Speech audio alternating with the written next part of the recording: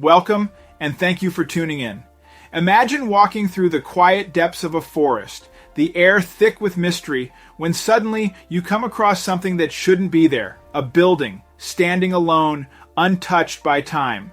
No doors, no windows, just an eerie presence that sends a shiver down your spine. What secrets could it be hiding? This is exactly what James encountered on what was supposed to be an ordinary hike. But what he found inside was anything but ordinary. When James stumbles across a strange building in the middle of the forest, his curiosity is immediately piqued. When he figures out that it has no doors or windows, with a lot of effort, he manages to get a look into the structure and see what is going on inside. But moments after this, he starts running away from it as fast as he can. Only when he is at a safe distance does he call the police for help. Driven by an insatiable curiosity, James was determined to see inside. He fashioned a makeshift ladder from a sturdy tree branch using a Swiss Army knife, and after much effort managed to climb up to a large barred opening on the second floor. Peering through, he was taken aback by the sight of mysterious machines humming quietly within. His heart raced with a mix of excitement and apprehension. Suddenly, a voice from inside startled him, causing him to lose his balance and fall. The impact injured his shoulder, but adrenaline surged through him, propelling him to flee the scene in fear for his safety. Once at a safe distance, James called the police to report his unsettling discovery. His voice, tinged with urgency and fear, conveyed the seriousness of the situation. The police, initially skeptical, were quickly convinced by the gravity of James's account and rushed to the scene. Upon arrival, they found James visibly shaken but coherent in his description of the bizarre building. The officers, intrigued and concerned, surrounded the structure. One officer climbed a ladder to peer inside, confirming James's fears. The situation was more alarming than anticipated, prompting the police to call for backup. James had sensed something was amiss during his hike, and his suspicions only grew when he spotted the building.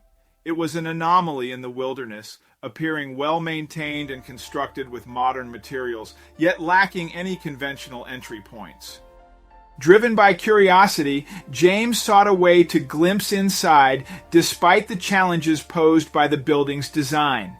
The police, armed and cautious, entered the structure, uncovering a scene far more disturbing than James's initial description.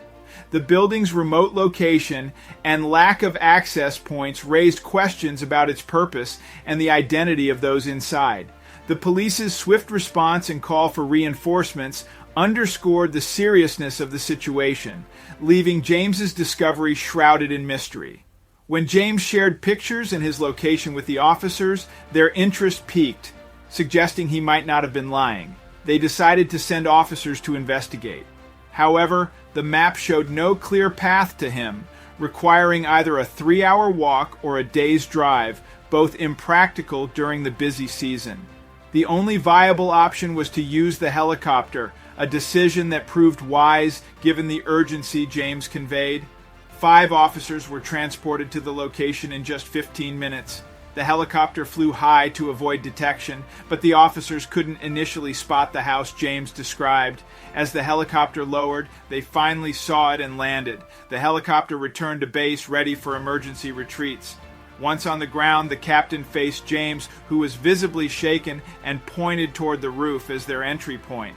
James had been monitoring the house and believed the suspicious man he encountered was still inside.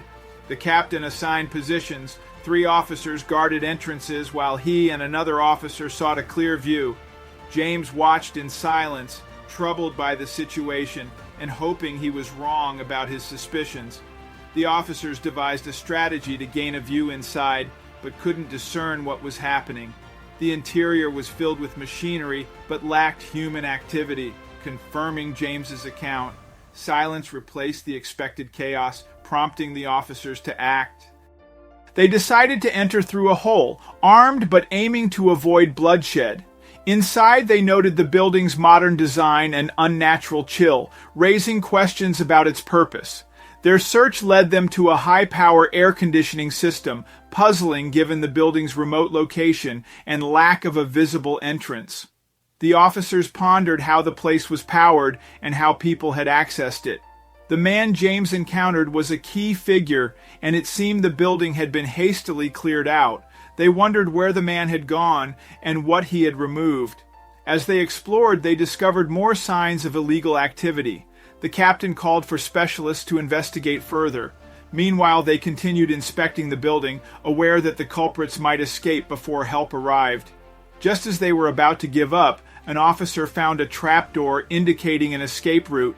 The suspects had fled in a hurry, leaving the latch unsecured.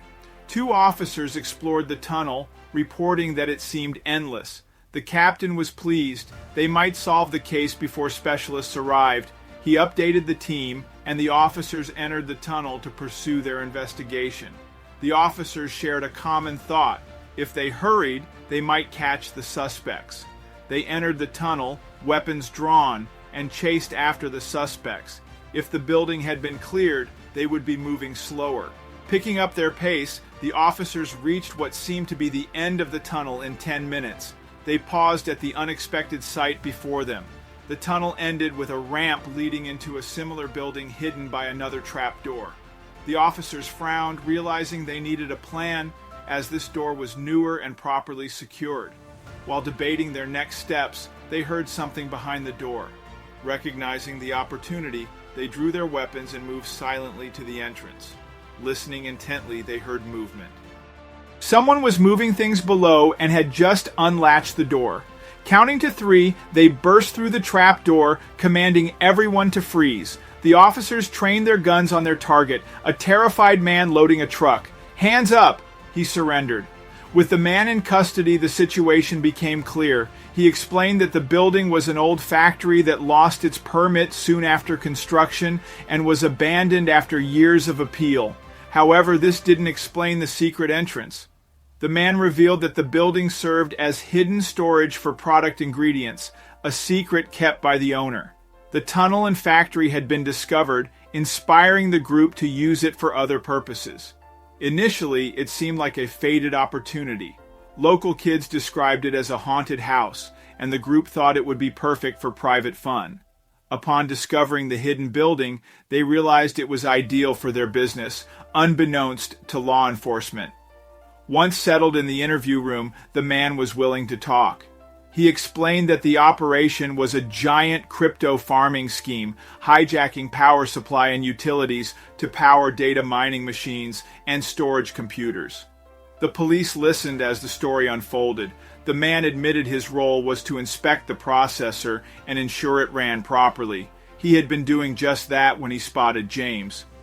Seeing no other option, he wiped down the entire place, trying to eliminate evidence and fingerprints. He added that he hoped to transport the equipment to a more secure location and restart the operation. He had bet on a 24-hour window.